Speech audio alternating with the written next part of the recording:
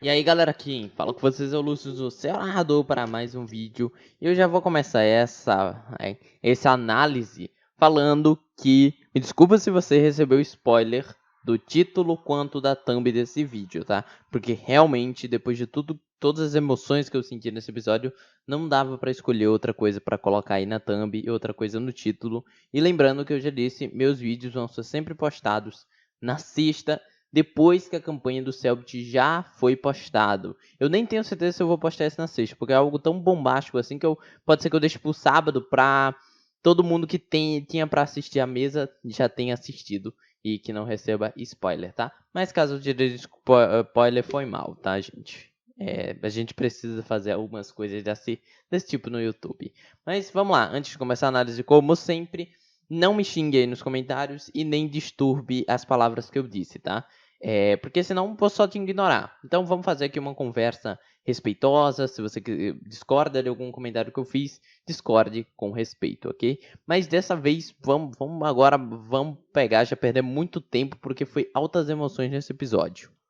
Bom, começando falando que o áudio foi totalmente reformulado pelo Selbit, ele não tá mais utilizando os microfones que ficava por cima da mesa assim, pendurado no teto, ele não tá utilizando mais lapela, ele aderiu ao microfone, não sei como que se chama, mas é aquele microfone, normalmente você vê um cantor que tenha movimentos de dança e tal, e normalmente ele usa um microfone aqui que vai pela lateral, um microfone que fica ali na cabeça. É como um headset mesmo que tem microfone, por exemplo. E aí o áudio ficou extremamente bom, muito melhor. O Selbit correu atrás e falou: esse áudio tá ruim, e foi retrocar tudo. E isso é muito legal ter visto ele fazer isso. E uma correção. Episódio passado eu falei pra vocês sobre uma curiosidade que os personagens se inspiravam, mas os personagens, eles também piscam, galera. Eu não tinha percebido isso e eu percebi agora que eles piscam. Então fica mais uma curiosidade para vocês.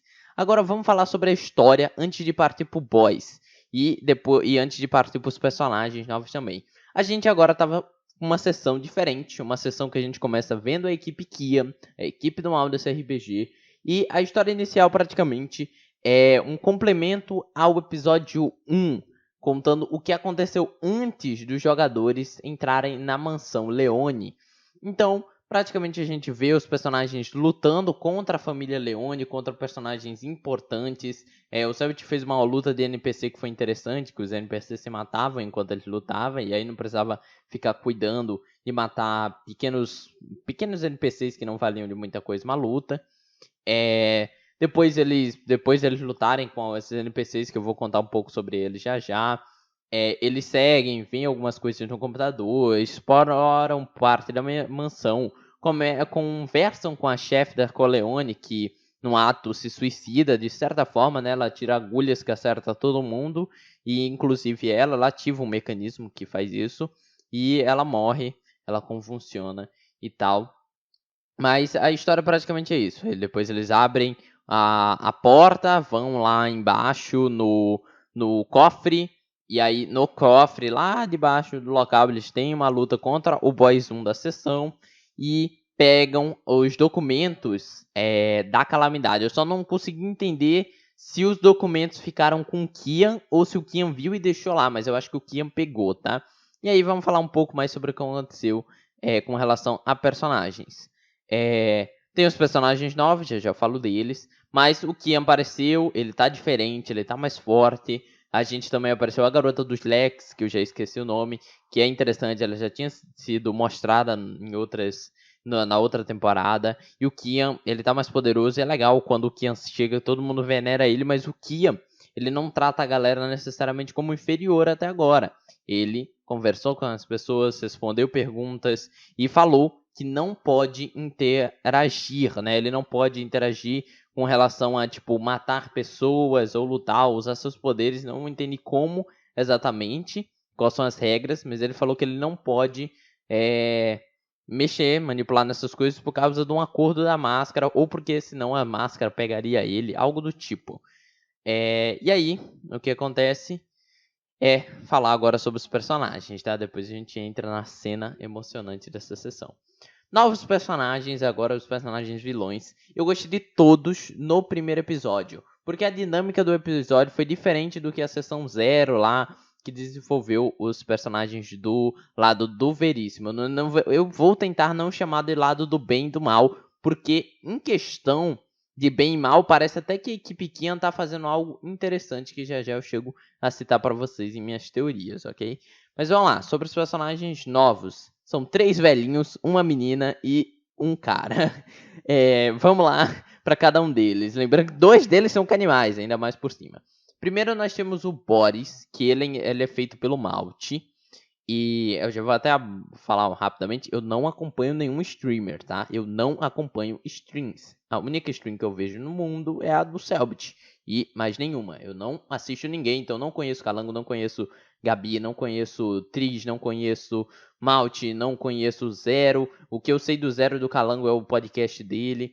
E o único que eu realmente acompanho no YouTube em si é o Luba. E acompanho os cortes de live dele, tá? Então saibam que, normalmente, quando eu for falar de um personagem de calamidade ou de desconjuração ou qualquer coisa, eu só vou me basear no personagem e nunca vou puxar a sardinha necessariamente por causa que eu gosto da pessoa que controla o personagem em si. Ok? Porque eu não conheço nenhum deles. Mas vamos lá. Malte interpreta o Boris, ele é um cara velho, porém forte, e ele usa uma foice pequena. Porém, seu irmão Damir pode a upar. E o Damir, quem é o Damir? Falando mais sobre o personagem do Ele Joga. Irmão do Boris, ele, digamos assim, que foi o primeiro personagem que eu olhei assim e falei, nossa, ele pegou e pensando numa ideia muito louca. Em vez de ele ser o cara que briga, ele pensou o cara que dá suporte. Ele cura, ele upa, ele traz armaduras de proteção, ele faz isso. E principalmente com o irmão dele. Teve até um momento de treta na sessão que ele curou o irmão dele e nem ia curar o resto da galera até o Gal pedir, né? Já a gente chega no Gal. Eles vão falar, ele joga de novo. Mais um personagem. Duvido que termine vivo, porque o L joga tem pé frio pro personagem e tem grande chance dele morrer nos próximos episódios. Mas vamos lá. Artemis. A Artemis ou era Artemis, não lembro se tem um R ou não, é o novo personagem da atriz, que falou tanto que não tinha sido convidada pro RPG e tal, mas eu já sabia, quando eu via ela falando, eu ficava muito tipo, isso é alguns cortes que eu acompanho por fora, né, gente, cortes mais sobre calamidade e desconjuração, e ela falou que não ia participar, mas eu já sabia que ela ia. Só fiquei um pouco triste pela galera não participar, porque daria pra ela fazer um personagem mais do mal, que seria interessante. Mas todo mundo eu gostei na mesa, tá? Então a Artemis, ela usa mais poderes, digamos assim, quando ela usa realmente rituais, é uma coisa meio que se disfarçar, de hipnotizar as pessoas e coisas do tipo. Mas ela também tem uma arma, que é uma pistolinha e uma sniper que ela pode utilizar para dar um tiro na galera, tá? Então ela parece até um pouco o Arthur em questão de armas, tá? Só em questão de armas, mais nada. E ela tinha um gambá. Ela tinha, porque já eu vou falar mais pra frente o que acontece. Mas é muito interessante que ela tinha um gambá, então ela tinha um animal. Então a atriz tem essa coisa de querer fazer um personagem com animais. Só que dessa vez não tinha nem token do animal, não sei o porquê. Eu não sei se tinha no desenho dela o animal em algum lugar, não lembro. Mas ela é uma das canibais que eu falei, tá? Tem um momento do jogo que ela utiliza um poder lá que você pega e come pessoa, sugando assim o sangue e ganhando poder. Então vamos lá agora falar do T-Bag, se eu não me engano é T-Bag, que é assim que se fala, T-Bag, que é o personagem do Zero. Zero, como eu disse, eu não acompanho live, mas eu sei o que é o Balela, que é um podcast do Zero com Calango. E o Zero é uma personalidade, digamos assim, alguém que eu nunca acompanhei, mas eu sempre achei legal. E o personagem dele é muito interessante. Ele é velho, ele fala que viveu no mato, ele fala das pessoas que mataram o pai dele. Então provavelmente o pai dele era um cultista e mexeu com coisa paranormal. A Ordem foi lá e matou. E por causa disso que o Zero, o T-Bag tá contra a Ordem. E isso é interessante, deu pra entender o porquê que ele tá contra. Já o Boris e o Damir, só pra falar, ao que parece algo a ver com o circo. Provavelmente alguma coisa aconteceu com a questão do circo, e ou eles não gostam do paranormal e se juntaram só para destruir o paranormal, ou eles não gostam da Ordem. Ok? E a Artemis eu não sei nada sobre por que ela tá do lado do Kian, tá? Mas o D-Bag é bem interessante, eu curti do jeito que ele interpreta, o jeito que ele tá conseguindo fazer um cara que não conhece as coisas, não conhece o mundo. E tanto que ele não conhece, que tem um momento da sessão que a Artemis vai abraçar o Tibéris e ele simplesmente pega o gambá dela e come a cabeça do gambá. E é uma cena que você fica, não acredito. Mas eu ria, gente, eu ria, porque era uma coisa inacreditável, mas era uma coisa que fazia sentido pro personagem. E que a atriz, como Artemis, ficou muito com raiva, 100% com razão. E eu adorei, porque o Zero interpretou o personagem, sendo que ele não, ele faz RP, até onde eu sei. Ele faz GTA RP. Mas ele entrou no personagem de um jeito que, tipo assim, pô, ele não teve o mínimo coração por ser um animalzinho. Porque o personagem dele não teria. E isso eu curti. Ele entrou numa vibe bem, tipo, você é o personagem, eu vou ser. E eu vou comer o gambá. Então, isso eu achei uma cena muito foda, muito interessante por parte do D-Bag. E aí, isso gerou uma treta. E aí é quando a gente chega aqui pra falar do Gal. O Gal tá de volta, com roupas diferentes, e o Gal é o mesmo, gosta de ser babaca em algumas situações, mas chupa Arthur porque ele sim é líder. Tem uma hora que ele chega e fala o seguinte: T-Bag, se você comer mais um animal, eu te mato, e Artemis, se você apontar a arma pra mais alguém aqui, eu te mato, porque a Artemis ficou com raiva, né, e apontou a arma pro T-Bag. E isso sim, ele botou em geral a ponto de que o T-Bag falou: ei, depois dessa eu não vou mais fazer isso, né? Porque ele botou medo. Se ele falou é porque ele se garante, né? E sim, o Gal tá tão forte quanto sempre esteve. Ele foi um dos que causou maior. Ele foi o que causou maior dano do lado que anda parada, né? Porque se eu não me engano foi uns 48 de dano que ele deu, mas já a gente chega nas lutas, tá? Mas o Gal tá muito legal. O Gal tá show demais. Putz. Parabéns.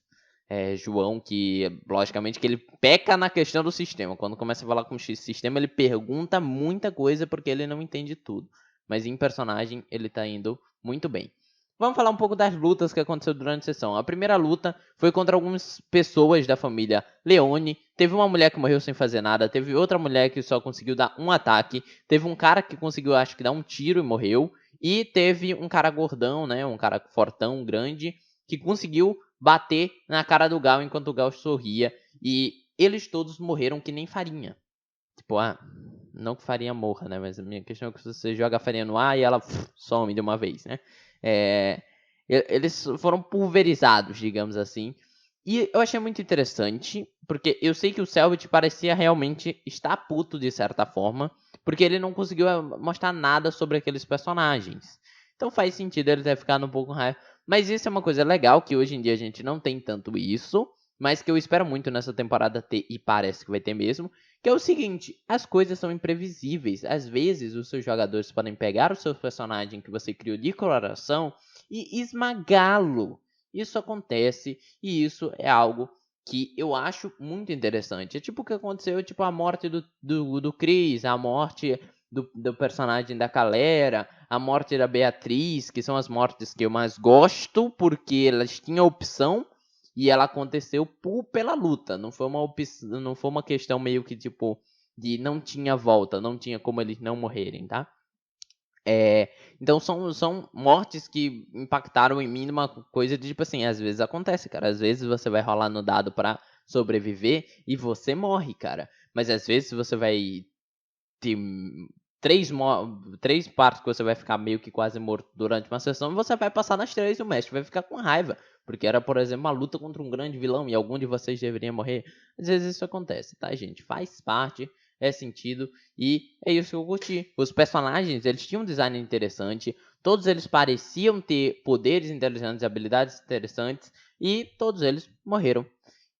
Depois, mais pra frente, a gente vê outro personagem também, que tinha um Leone em cada luva que ele batia na pessoa e aí botava o nome Leone na cara depois que ele dava o soco. E ele desenvolveu um pouco mais do que os outros, né? Porque ele conseguiu falar, mas ele também morreu rápido e só que deu uma canseira na galera.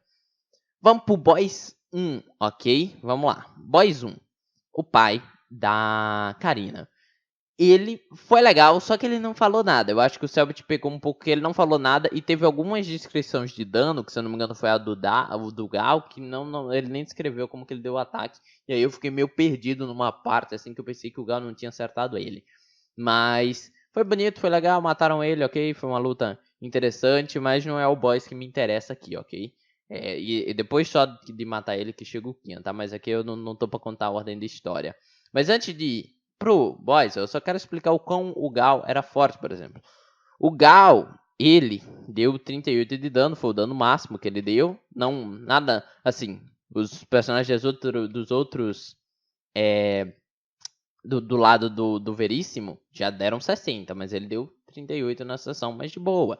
Só que veja só que todo o grupo do Gal, eles têm 62 a 85, que se eu não me engano, duas pessoas têm 85, é 3, e o resto tem 62, outro tem acho que 70 e pouco, mas é por aí a vida deles, é muita vida que eles têm, por exemplo. Então, tipo, cara, eles são muito mais fortes do que, se eu não me engano, o Balu, que tem 70 e pouco. E o Balu é um dos caras que mais tem vida no RPG. E aí vem essa sessão e mostra que eles têm muita mais vida, muito mais pontos de esforço. Em comparação, parece que eles têm muito pouca sanidade. Mas eu não cheguei a olhar exatamente, comparar os dois lado a lado. Mas se eu não me engano, de cabeça, eles têm pouca sanidade. E então vejam quão essa equipe é OP. Só eles, né, sem contar com o Selbit jogando o teste e sem contar com o Boss 2, eles tiraram, se eu não me engano, foi 5,20 natural durante a sessão de tanto dado que ele jogava, né? Não era uma questão mais de sorte, era uma quantidade de dado que fazia mais chance dele tirar 20 no dado. E se eu não me engano, o Galo tem 25 de defesa, tá, gente? Então vejam quanto ele é muita coisa. Só que aí chega o Boss 2. Todo mundo achava que era o Diabo. Eu achava que ia aparecer o Diabo na sessão. O Diabo é um personagem do RPG. Mas quando mostra a porta, você vê o Joey Joke com a máscara. E eu fiquei louco, assim, tipo... Nossa, caraca, o Selbit vai pegar e vai controlar ele. Mas que triste, porque ele vai ser o boss que vai morrer. Só que aí o Luba entrou. Aí quando o Luba sentou na cadeira, eu falei... E agora complicou. Porque não é o Selbit controlando. É o Luba, cara. Matar o Joey não ia fazer nenhum sentido agora, velho. E aí o Joey começa a mostrar o quão apelão ele é. E novamente, não querendo chatear, mas por exemplo, o Gal tá mais fraco do que... Assim, eu tô falando... Forma de falar, né? O Gal parece estar mais fraco. Eu não sei se realmente ele está. Mas ele parece ser mais fraco agora do que ele era em Desconjuração. Não sei se o Sabbath na época chegou a falar alguma coisa sobre, tipo, todos os rituais estavam upados, né? Na última luta. Então não sei se seria uma coisa dessa, de por isso que ele era tão forte. Mas, por exemplo, ele não dá mais 2 ataques todas as... Ele não tem mais 2 turnos todas as vezes. Ele tem que fazer um ritual. Ele não tá tão forte quanto ele era, tá? Resumindo isso. Então o Selbit tem dessa de pegar um bicho, botar super forte, mas na luta, mais pra luta de boss, aí depois o bicho fica mais fraco. Não sei se ele vai fazer isso com o Joey. Mas o Joey, extremamente legal. Vai lá, mata um cara, paralisa o outro, corta as pernas de outro, vem pra luta e ele vai, bate no personagem do Boris. Pega o Gal e simplesmente ele arranca o braço esquerdo do Gal. Cara, você fica, caraca, mano, isso é muito massa, porque assim, eu adorei o João interpretando o Gal com medo, porque o Gal era assim, eu lembro até mesmo no final de Desconjuração, eu pensava no Gal sendo um cara que ele é forte, ele vem aqui pra cima de peito aberto, mas depois do tapa que ele recebe, deixa ele tonto, ele fica desesperado. Eu não sei se ele literalmente é o que o João quer pro personagem, ou se é a situação que faz ele agir assim. Mas eu curto muito um Gal medroso. Eu curto demais quando o Gal fica medroso. Eu acho bem interessante para toda a construção do personagem. De que um dia vai ter que se matar para poder terminar os planos do Kian, mas que ele tem medo. E nesse momento, só pra falar que o Joey chega, esqueci de falar, o Kian foge, tá, gente? Porque ele não pode mexer. Ele até fica se perguntando o porquê. Ele fica até se perguntando por que a máscara veio e por isso o Kian vai embora. E aí tem na hora que o Gal perde o braço, ele fica chorando, não chorando, mas ele fica tipo, Kian, Kian, cadê você, Kian, Kian? E ele fica triste porque o Kian não veio resgatar ele, ele se sente abandonado por um tempo. E o Joey começa a passar a faca em geral, começa a matar todo mundo. Matar não. Os personagens jogadores, ele chegou a bater, não a matar. Eles, já dando um spoiler do fim da luta, nenhum deles morreram, mas ele machucou todos eles. E praticamente todo NPC que ele vinha na frente, ele passava lá a faca. E aí chegou o garoto, que a gente chama de filho do Gal, né? Que é meio que o Gal parece que tem uma criança que ele cuida. E o Joey queria matar. O Luba, como o Joey, queria matar o garoto. Mas o garoto conseguiu fugir. Ele queria, porque teve um momento até que ele perguntou: o filho do Gal fugiu? Ah, droga. Ele queria ir atrás pra fazer doer. Mas infelizmente o garoto consegue fugir. O Joey quase não é acertado. E só pra falar uma coisa que eu não vou entrar agora: o Joey tá normal. E aí já eu entro nesse tópico, tá? Mas o Joey vai e se vinga de uma das pessoas que ele quer se vingar, fora ter cortado o braço do Gal. Ele não terminou com o Gal para terminar sua vingança contra quem matou a Liz, mas ele mata a mulher do Leque, que eu vou chamar assim porque eu não lembro o nome dela, que foi a pessoa que paralisou o Joey na época, né? Que paralisou todo mundo e que fez com que o Joey não conseguisse reagir contra o Gal na época. Então, o Joey se vingou matando ela. Ela abre um portal pra todo mundo fugir, tá? Só pra explicar. E aí, tópico Joey, vilão, boss, fadão, super interessante personagem, Luba ter voltado. Acabou, tá? Esse é o fim do tópico Joey. E agora eu vou para os dois últimos tópicos, os três últimos tópicos, tá? Primeiro, teve problemas sim durante a sessão. Não vou falar que a sessão não teve problema nenhum. Teve sim muita piada dos jogadores, porque tem pessoas como Zero que gosta de zoar, Malt que gosta de zoar, Tris que perde o foco e a atenção em alguns momentos do RPG. E o L Joga é o cara mais dedicado ali, porque eu acho que ele já jogou mais temporadas, então ele sabe que às vezes ficar fazendo piadinha e interrompendo o mestre é ruim, tá?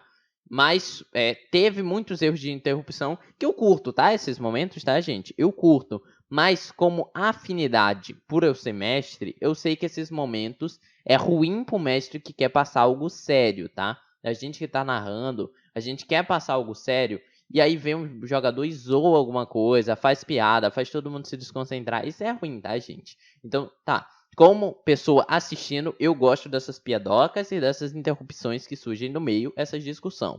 Mas, como afinidade de mestre, né? Por saber como é estar ali no lado da narração, isso é ruim, ok?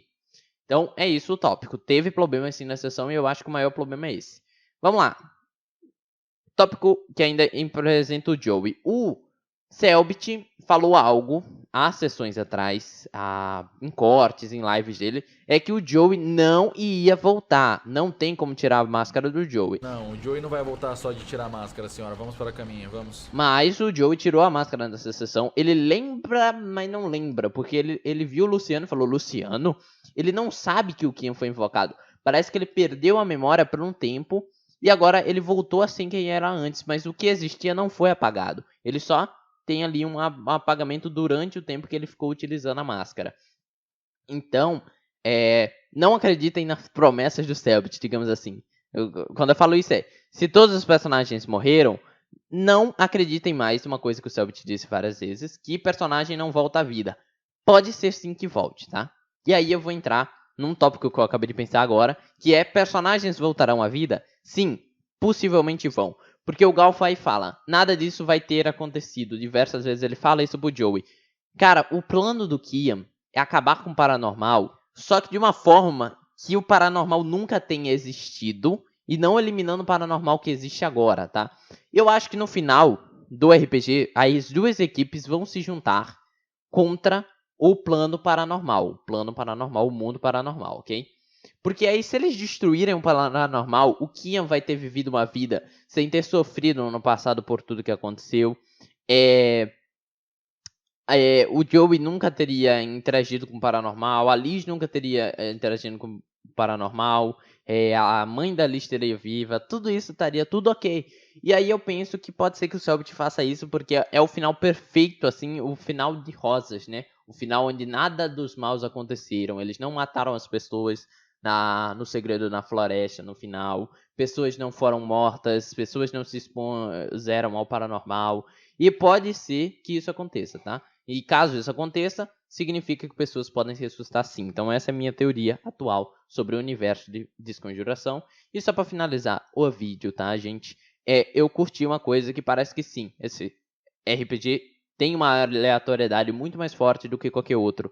Porque o Joey poderia ter matado qualquer um que ele quisesse. Se ele quisesse ter dado mais uma espadada no Gal, ele podia. Mas como personagem, o Luba interpretando o Joey, ele quis fazer todo mundo ali sofrer. Então tá. Um sentimento que eu tenho é que não vai ter mortes nesse RPG, ou vai ter poucas mortes pela escolha do mestre. Ok? Mas é isso. Estou muito animado para a sessão 3. Me diverti muito com a sessão 2. E não quero mais prolongar esse vídeo, então vamos ficando por aqui. A quem falou com vocês foi o Lúcio, o seu narrador, e fui.